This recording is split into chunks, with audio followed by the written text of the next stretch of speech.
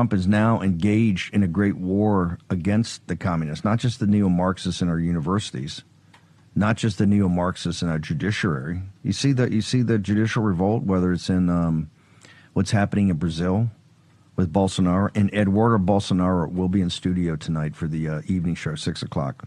We'll spend some time with him. We got to get to the bottom of that. Also, there's going to be a big announcement out of Korea today. We're spending a lot of time with the South Koreans. A big announcement today coming out of South Korea of I think who's going to get the conservative nod on May 3rd at the convention for South Korea to fight really the Chinese Communist Party coup over there.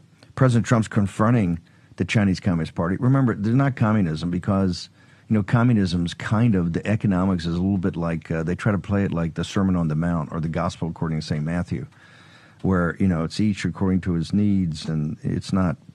It's the poor suffer brutally under communism, and the gangsters become the wealthy and become in control. That's what's happened in Beijing. You got 5 families that run the deal, just like you had in Moscow. You got these factions, and now you got the KGB in charge. But it's just all criminal gangs. Whether it's the mullahs in Tehran, you got the Beijing, you got the criminal gang in Beijing, you got the KGB in Moscow. Just all different gangs. And that's what's happened to our government. President Trump said a sick political class.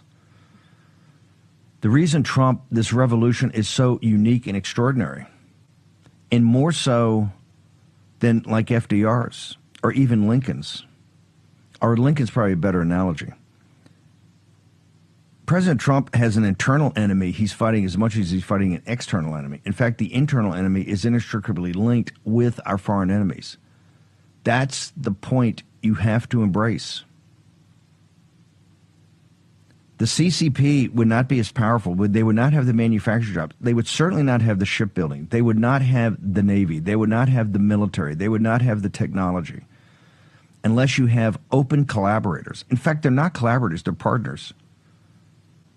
And they come here and, you're trying to do this, you're bringing tariffs.